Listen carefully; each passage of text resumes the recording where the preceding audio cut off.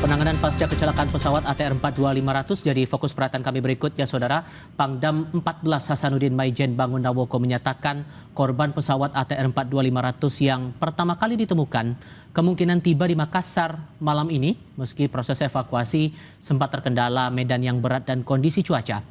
Proses evakuasi korban di lokasi kejadian terus dilakukan meski terkendala medan yang berat dan cuaca ekstrem. Korban pertama ditargetkan tiba di Makassar, Sulawesi Selatan malam ini. Sementara korban kedua yang ditemukan sekitar 740 meter dari puncak direncanakan bakal dievakuasi dan tiba esok hari.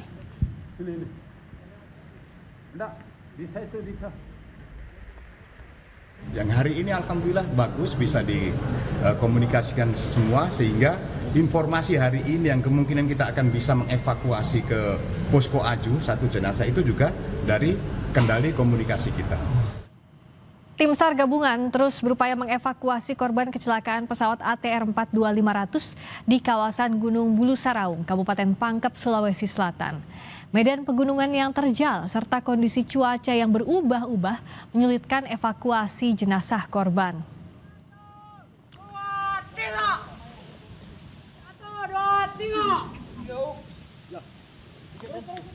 Ya, lagi.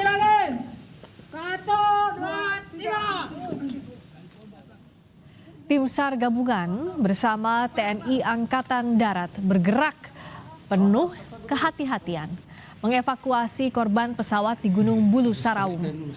Operasi difokuskan pada pencarian dan evakuasi korban dengan mengutamakan keselamatan personel di lapangan.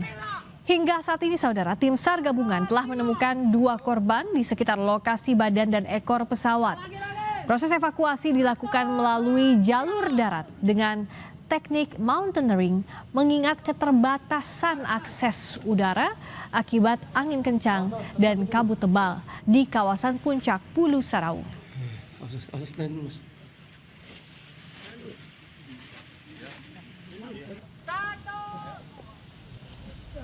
Tantangan medan ekstrem dan cuaca yang sulit diprediksi tidak menghentikan operasi pencarian dan evakuasi korban.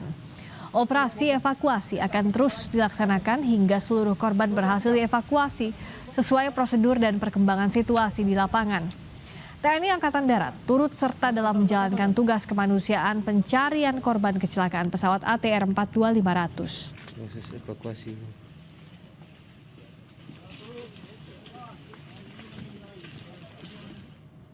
Keluarga kopilot Muhammad Farhan Gunawan yang pesawatnya jatuh di Pangkep, Sulawesi Selatan menyebut jam pintar atau smartwatch milik Farhan masih sempat merekam aktivitas jalan kaki meski pesawat telah jatuh. Keluarga kopilot mengungkap smartwatch milik Farhan masih terpantau aktif setelah pesawat ATR 42500 jatuh di sekitar Gunung Bulu Saraung, Kabupaten Pangkep.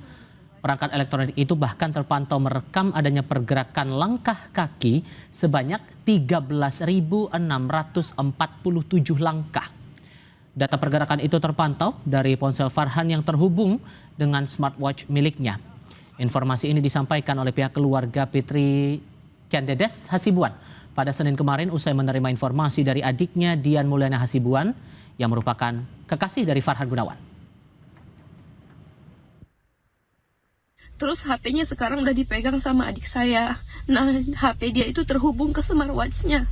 Terus dicek smartwatch-nya itu ternyata ada pergerakan langkah kaki Farhan. Dari pagi jam 6 ada berapa langkah, terus ditambah lagi jam 10 sampai malam juga ada. Saya lupa jamnya berapa aja. Intinya pergerakan langkah kakinya itu makin lama makin bertambah. Tolong turunkan tim SAR lebih banyak lagi, Pak. Yang nantinya semua barang yang berhubungan dengan perlengkapan pribadi akan kita serahkan kepada keluarganya. Kalau memang korban dinyatakan meninggal dunia. Tapi mohon doanya bahwa kita masih bermain di golden time. Kita berupaya dengan situasi yang ada, kita ingin menemukan korban dalam kondisi hidup. Tantangan saat ini yang kita hadapi yaitu kondisi alam. Lalu bagaimana perkembangan pencarian dan evakuasi korban pesawat ATR 42500 yang kecelakaan di Pangkep, Sulawesi Selatan? Kita dengarkan laporan jurnalis Kompas TV Gufran Lamataha. Gufran, bagaimana saat ini proses pencarian berlangsung? Apa saja temuan terbarunya? Apakah ada korban baru yang kembali dievakuasi? Ya, betul sekali kalau berbicara soal apakah ada korban baru yang kembali ditemukan pada hari ini. Namun hingga saat ini belum ada informasi terkait dengan bertambahnya korban baru yang ditemukan di sekitar Gunung Bulu Saraung. Hingga saat ini memang masih terdapat 2 korban yang terakhir diketemukan pada kemarin pukul kurang lebih 2 siang waktu Indonesia Tengah dan juga pada hari kedua atau 2 hari yang lalu. Dapat kami informasikan juga terkait dengan proses evakuasi, cuaca ini masih menjadi salah satu kendala karena menurut pantauan kami yang juga berada di kaki Gunung Bulu Saraung ini, sejak malam tadi hujan masih saja mengguyur sekitar kawasan Gunung Bulu Saraung hingga saat ini. Selain hujan, di samping itu juga diselimuti dengan kabut dan juga angin yang cukup kencang. Kami tadi sempat berbincang dengan pemimpin Dalton mengatakan bahwa kecepatan angin ini bervariasi namun cukup berisiko untuk tim evakuasi yang berada di puncak Gunung Bulu Saraung dengan kecepatan berkisar 30 hingga 35 knot seperti itu. Namun kabar baiknya ialah sore tadi kita sudah dapat informasi bahwa korban pertama yang ditemukan berjenis kelamin laki-laki ini sudah dievakuasi ke Maros, tepatnya di Kampung Baru ataupun juga di Desa Lampeso.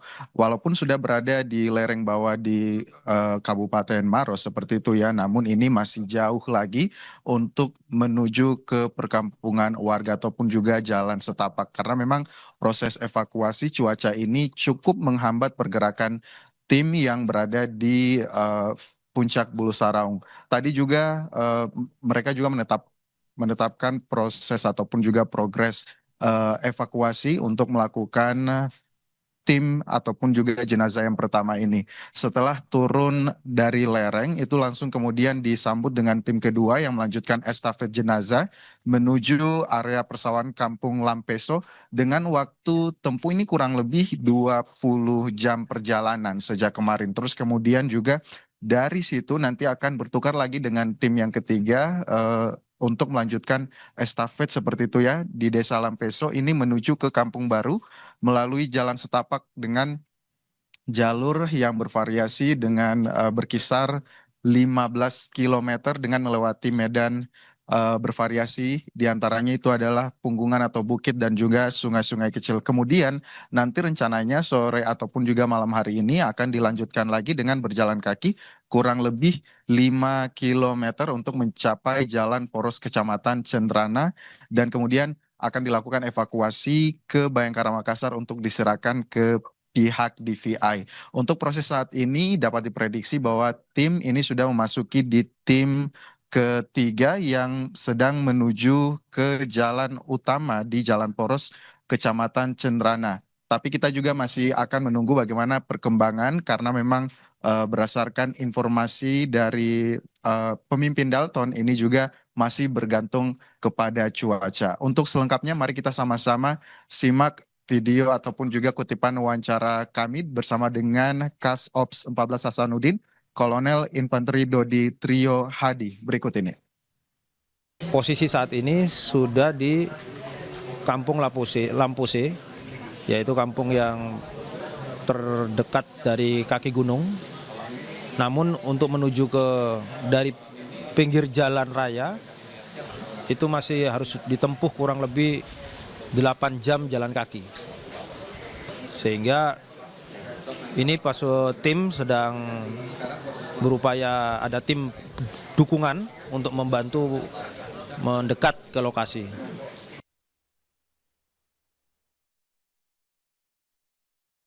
Ya, berdasarkan jarak memang ini dilihat tidak terlalu jauh ya, 15 kilometer. Tetapi memang medan yang sangat bervariasi ini cukup menyulitkan tim evakuasi. Kembali ke Anda. Gufran, perkembangan yang juga dinanti, informasinya menurut keluarga, smartwatch atau jam pintar milik kopilot ini masih aktif untuk merekam data aktivitas jalan kaki setelah pesawat mengalami kecelakaan. Apa yang dilakukan Basarnas terkait ini? Baik, kami juga memang sempat mengkonfirmasi terkait dengan smartwatch ya yang terpantau masih melakukan pergerakan hingga ribuan jalan kaki seperti itu. Tapi dari tim Basarnas ataupun juga tim gabungan yang berada di posko di Kecamatan Baloci, Kabupaten Pangkep ini tidak memberikan komentar apapun karena memang mereka berharap bahwa informasi-informasi di luar sana itu tidak terlalu bias agar kita sama-sama fokus pada informasi evakuasi dan juga pencarian korban yang beberapa ini memang belum sempat ditemukan. Ada 8 korban yang memang hingga saat ini belum ditemukan. Dan juga beliau sempat menitip pesan untuk menyampaikan kepada masyarakat bahwa agar bisa memperhatikan media ataupun juga sumber informasi, menghindari sumber informasi dari media-media sosial media yang tidak bisa dicek faktanya seperti itu, dan juga berharap bisa mendapatkan informasi dari media-media mainstream ataupun juga bisa mendapatkan informasi dari kutipan wawancara dari orang-orang ataupun juga orang yang berwenang untuk bisa menyampaikan informasi tersebut. Terkait smartwatch, mereka memang tidak bisa memberikan komentar apa-apa untuk menghindari informasi yang lebih bias dan juga meluas. Terima kasih Gufran Lamataha langsung dari Pangkep, Sulawesi Selatan. Masih dicari terus korban dari kecelakaan pesawat ATR 42500 dan juga segala informasi yang ada yang beredar. Kita tunggu perkembangan terbarunya dari tim SAR gabungan. Terima kasih Gufran.